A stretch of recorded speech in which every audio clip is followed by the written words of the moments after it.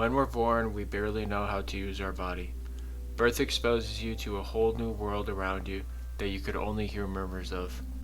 As you were developing, the first stimulation you were exposed to was this. For some people, this may be very soothing, and that's because it's the music you listen to throughout the first months of your life. This is why laying on someone's chest and listening to their heartbeat is so comforting. Music and language tap into this part of our brain. This is also why many people find ASMR to be soothing. Rhythm and intimate sounds are deeply ingrained into our brains. Over time, you will adapt to your eyes and ears and learn how to control your limbs. This is similar to what you do when you start to drive. You learn how to watch your surroundings correctly, listen to the sounds coming from your vehicle, and physically driving and operating the vehicle. I operate heavy equipment for a living, and over time it becomes an extension of your body. I don't have to think about moving my wrist a certain way for every movement. It's just done unconsciously. The same can be said for people who are masters of anything from a musical instrument to a weapon to a tool. What if we think about our senses in the way we think about tools? Like any tool, our senses are basically unusable at first, and it takes practice for you to use them properly with skill. You are your brain, and your body is a vehicle. We learn to operate the vehicle we're wired into over years of practice and development. When we talk about a computer, we don't consider the mouse, keyboard, and monitor of the computer. Like a computer, we have inputs, your senses, and outputs, your voice or physical movement. You use the tools you're born with to take in the perceived reality around you and express yourself into that reality. These inputs and outputs you have are plugged into your brain via an advanced nervous system. In theory, you could unplug yourself from your vehicle and into another one. Look, it's moving.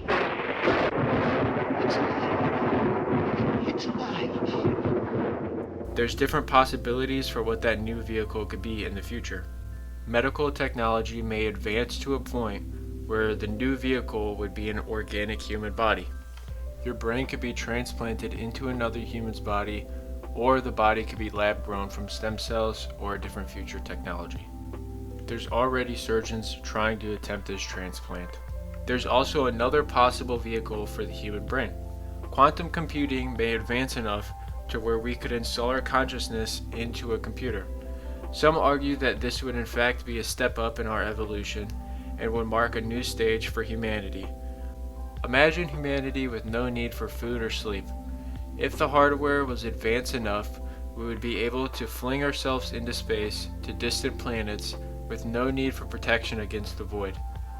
I'll talk more about this possibility in a video later in the series. When it comes to these future options for progression, there's ethical questions that need to be asked. What can we do and what should we do? When we look in the mirror, we don't see ourselves. We are behind the flesh and bone of our skull, suspended in a sphere of fluid. For some, this can be a helpful realization that your appearance doesn't make you who you are. Open and close your hand and watch it closely. You're willing the hand to do this with just your thoughts. Electrical impulses are being sent with your thoughts to your arm, which in turn are stimulating the muscles. This stimulation tells what muscle to contract and how much. Many people are missing limbs, but every year there's advancements in the bionics field. Perhaps someday we'll be opting in to replace the limbs we're born with to bionic ones. Language and speaking is an incredible ability when you take a look at the anatomy of it. An organ you probably don't think about very much is your larynx. To be honest, I didn't even know it was an organ until I was researching this information. The amazing thing about your larynx is that it controls the movement of your vocal cords. The cords act a bit like the blade of grass you hold between your fingers to make a whistle. Higher pitched sounds have a smaller opening, like a swapped version of the blade grass in your thumbs, and lower sounds have a wider opening. Your larynx, along with your lungs, tongue, and lips, are what animals use to speak. An extremely intricate system controlled by electrical signals sent by your thoughts. It's used to make vibrations in the medium we evolved in, air, that we can then pick up in our ears. It makes you wonder, if our language evolved underwater, what would it sound like? Ocean mammals have advanced languages and are even believed to give themselves names. It's possible their language could be as advanced as ours, but we just don't have the capability to comprehend it. And how different would language be today if we didn't enforce grammar and let it evolve without restraints? The tools we're born with have evolved with us for billions of years, adapting to the environments we're surrounded with and still are. All life is evolving with every new offspring, always. In Paleolithic times, we got a glimpse of what it meant to have a tool not directly connected to our brain. For over 3 million years, the ability to create and use tools has been ingrained into our DNA. Around 50,000 years ago, we began our first creations of self-expression. We painted our thoughts onto the walls of caves to be preserved for as long as they're undisturbed. For the first time in human history, we understood that our thoughts can be saved for the future, so we did just that. They had no idea what the world was going to be like 50,000 years later, and we don't know what it will be like 50,000 years from today.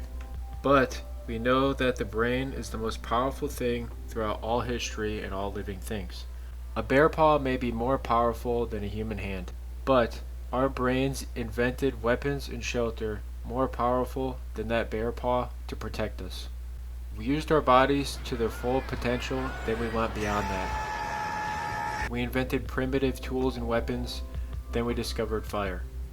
Then clothing, farming, and domestication. There's a reason why we call dogs man's best friend. It's because we selectively evolved them into our personally curated species that most people consider a part of their family. Through all these thousands and thousands of years, we've been expanding our ability to interact with the outside world. The world outside our skull where we reside. You are your brain and your body is a vehicle, and the tools we create will continue to launch us into a new age of exploration and full utilization of our brain power on the universe.